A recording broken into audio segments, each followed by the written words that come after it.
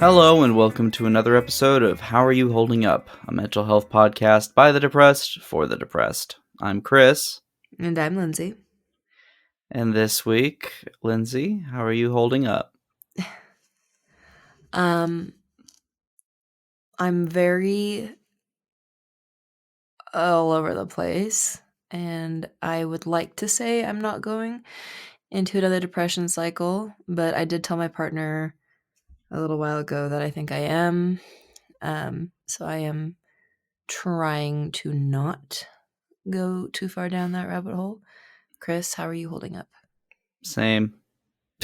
Yeah. Hard same. That's why it was funny. Earlier, Chris told me that he was possibly going or is going down the depression tunnel and was trying to fight it. And I was like, huh, funny. Me too. Yeah, we're both at a super cool low today, gang. So this week's episode is going to be a little bit more on our old school experiential style of just talking our shit out. Nothing too educational this week, if anything. But I think every now and then you just gotta exercise them demons. Yeah. I've also been playing a lot of The Witcher, so I think a lot of people could vibe with that.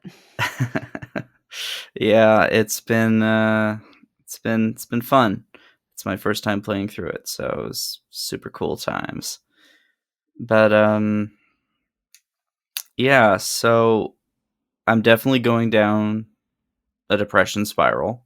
I know it, I feel it. I have an appointment with my therapist this week and my psychiatrist this upcoming weekend. And I frankly don't really know what to tell them this time. It's an interesting set of circumstances when you're just like, what have I told you that I haven't said hundreds of times now? And it hasn't improved and it hasn't changed. And you feel like it's not gonna work. It's never gonna work. It's just the same old, same old. You told me something earlier that you've been experiencing disassociation a lot this last month.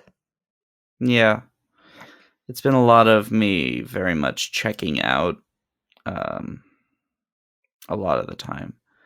Whether I am out in public or by myself How would you at work. describe disassociation? Sorry to interrupt you, but how would you No, no. describe disassociation to maybe some folks out there who don't know what that feels like or what that looks like? What is that experience like for you? I think it's I will say I think it's different for each person. Um for me it's like a cave or a tunnel somewhere that has really crazy acoustics. And it's like whatever the last thing I heard or read or did, whatever that last thing is on a reverb. Weird. I just hear it or see it or experience it on a constant feedback loop. And I'm sitting there just trying to recognize that the rest of the world is still going on, but in my head it's just that one thing. And it doesn't even necessarily need to be something that's triggering or something that's, it could have been just something as simple as, I don't know, I ate a French fry and I'm just sitting there chewing that French fry and I'm not even like enjoying it or I'm not focused on it. I'm simply just there. And it's different from zoning out. Mm-hmm. At Oh least yeah. for me, it is. So for me, when I disassociate, I can hear everything that's happening around me. I'm there, but I'm usually staring at one point somewhere and getting like that tunnel vision. Mm-hmm. And I emotionally am completely disconnected from everything. It feels like I'm in a ball of cotton Mm-hmm.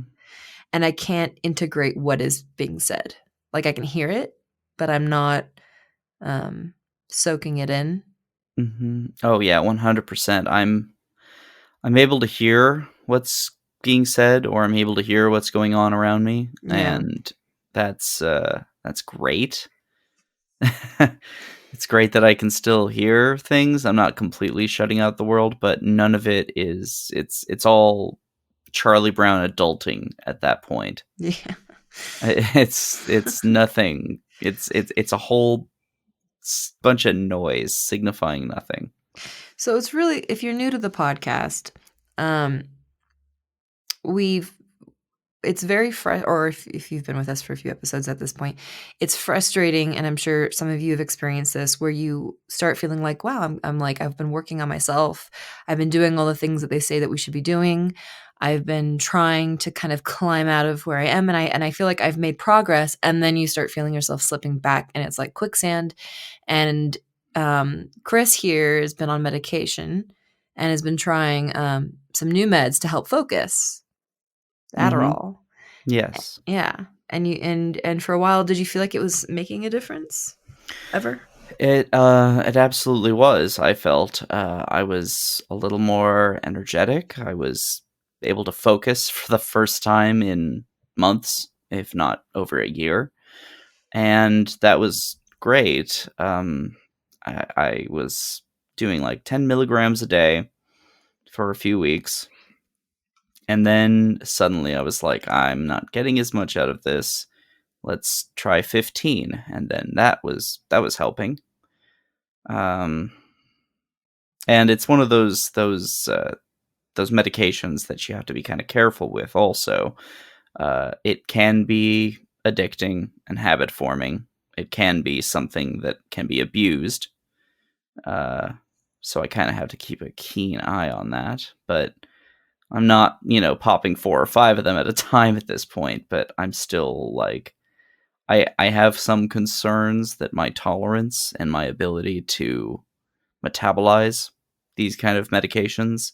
Like caffeine barely has an effect on me anymore, so I feel like stimulants just might not be anything for me except a heart attack waiting to happen.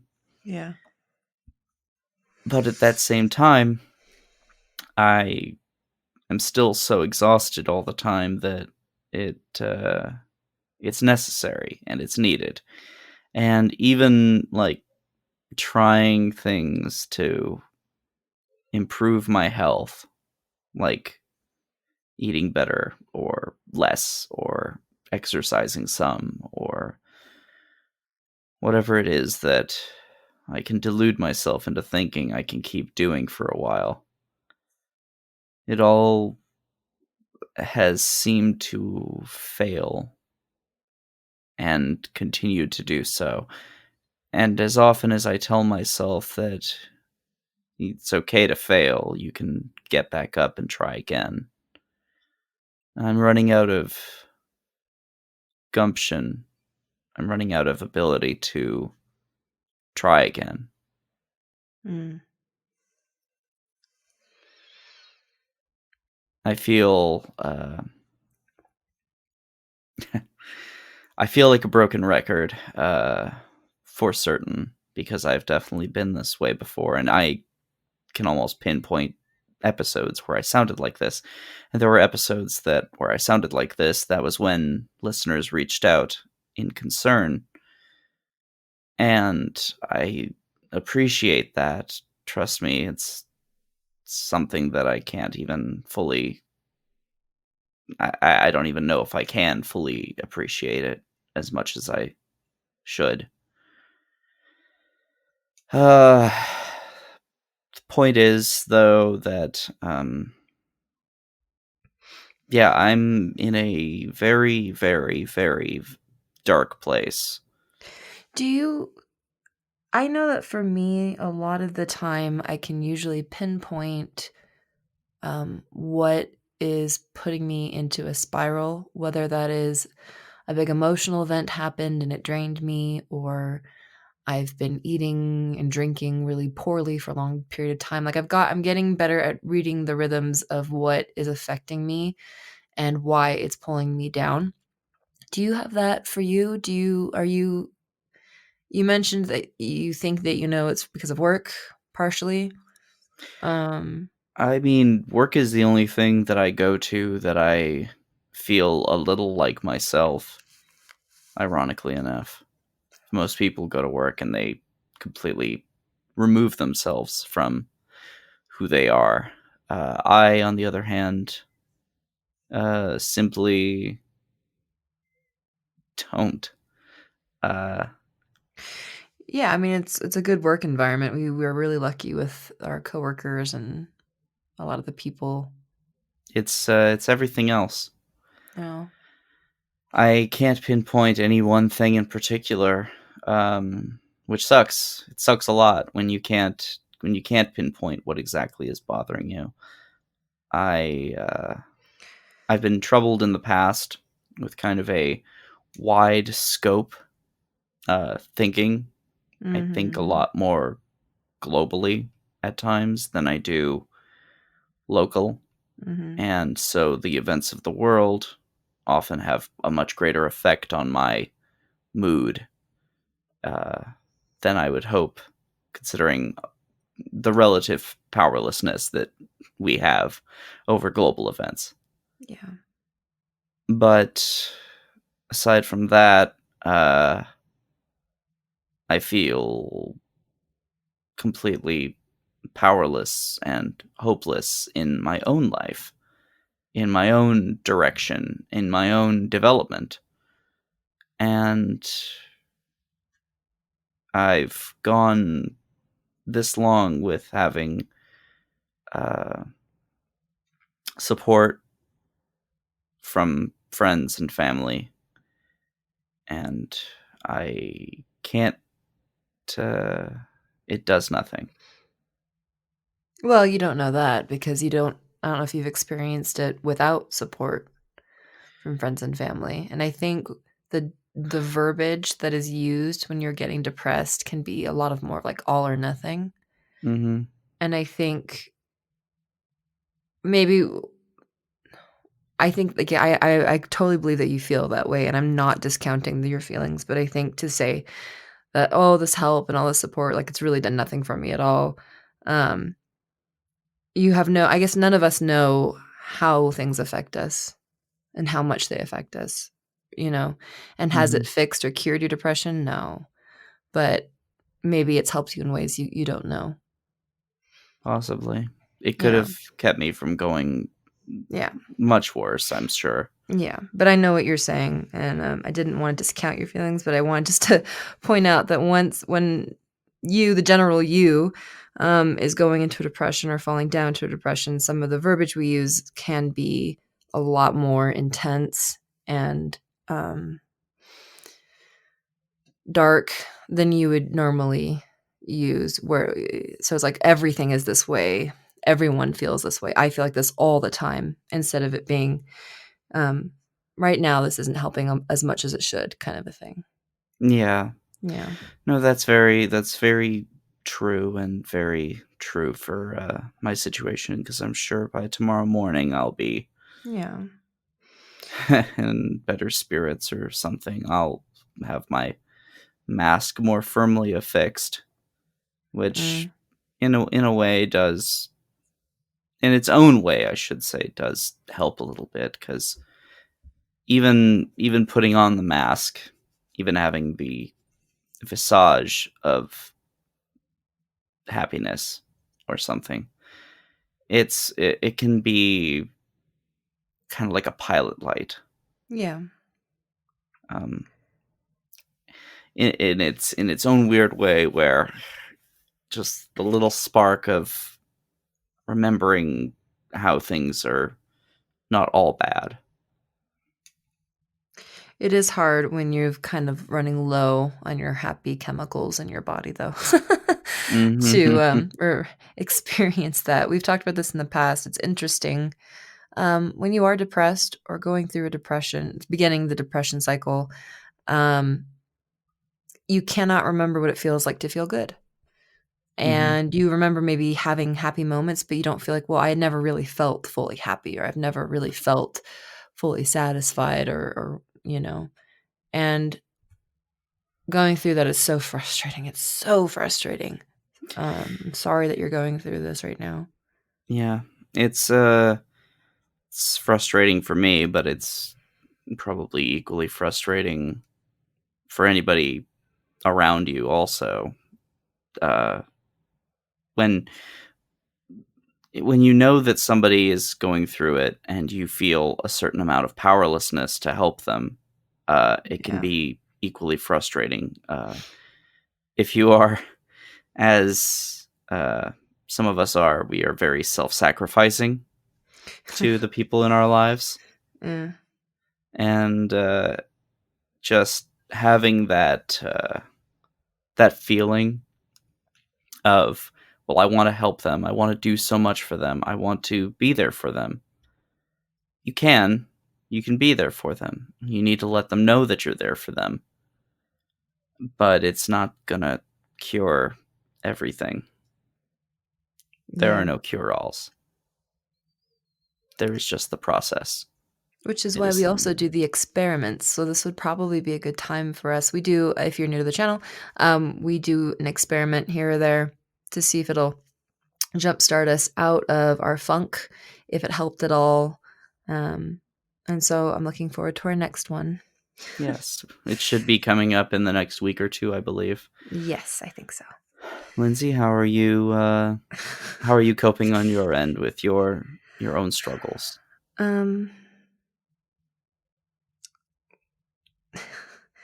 I am working very hard at practicing gratitude at the end of a day, even when I don't feel like being gracious or thankful. Um, I am struggling with an interpersonal a relationship that I've had for a long time, and somebody I care about very much, and some strange things happened unexpectedly, and they Mhm. have decided to not be in my life. And when someone that you care about and you have an argument Mhm. and you stand up for yourself and they reject that and then decide not to talk to you anymore, um, I have a very hard time not being anxious about it, not being codependent, not trying to figure out why are they doing this? What did I do? I did that a lot at first. It was like, what am I the toxic one? Am I being toxic here? Did I do something wrong? Because I don't really fully believe that one person is always wrong. Even if it's like, well, Mhm. this person did a lot of the wrong. This is like 95%. It's like, well, what could have I done better? What did I do um, that pushed this person away?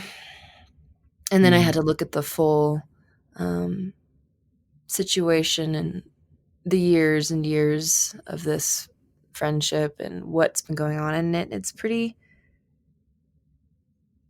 difficult because we share a lot of friends, and Mhm.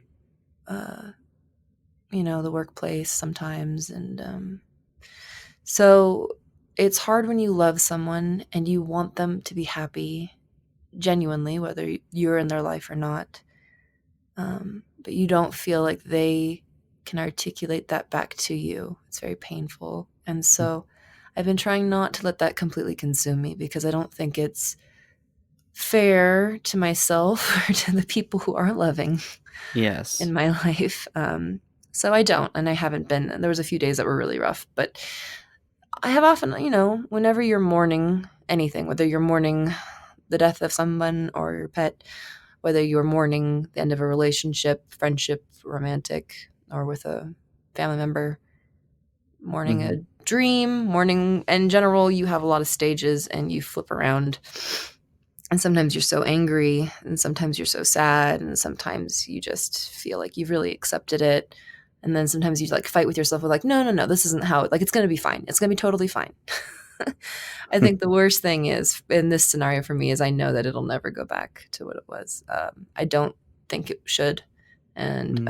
um, and it's just very painful for me. And I know right now a lot of people are going through the same thing where they are losing or have lost somebody, and there's nothing you can do about it.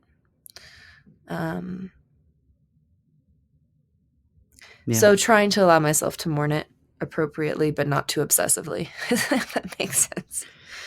That makes perfect sense. It is never easy when people grow apart, Yeah. and that's really the case a lot of times. Is there may not be, you know, complete fault here or there. Sometimes people just grow apart in different ways. It can be difficult to recognize that the transition of your life to something better or something worse, Yeah. it happens. Yeah. Yeah. For me, what helps is definitely being around people who are actively loving of me. And I know that sounds silly or kind of confusing, but when people reach out to hang out with me, or when people just send me a little some like sweet message, or if I had a friend who I'm trying to pick up drawing just as a hobby, whether Mhm. I'm good or bad, just for the joy of learning it. And somebody brought a book like day by day drawing, and she let me borrow it, and just those little things that are thoughtful. Somebody went out of their way during their day to think of me and share that moment with me. And I realized that a lot of people in my life I've had over the years didn't do that, and I was that person to them. I was trying to be like over thoughtful and over giving, and then expecting that back, Mm. and not getting that. Yeah, So yeah, so trying to become aware of the people in my life who are sending me positive energy, and are actually being active in my life in a good way. that's great. That's helpful, but it doesn't take away the darker moments. Of No, course, of course, of course. it'll get better. Yeah, we just have to keep keep trying. Yeah, it sounds like my dryer went on. I wonder if you guys can hear that. I couldn't hear it, so I think we're safe. Good. Yeah. Okay. But I guess as a sort of last thought for the episode,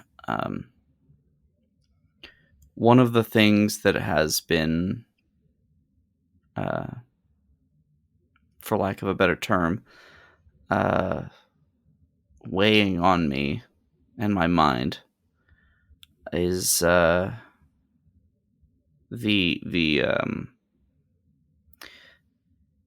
that I know we've talked about it in an episode, but the crushing loneliness. You may be surrounded by people, you may be surrounded by friends, you may be surrounded by family, you may have dozens of people who love and care about you and reach out for you and make time to see you and all that.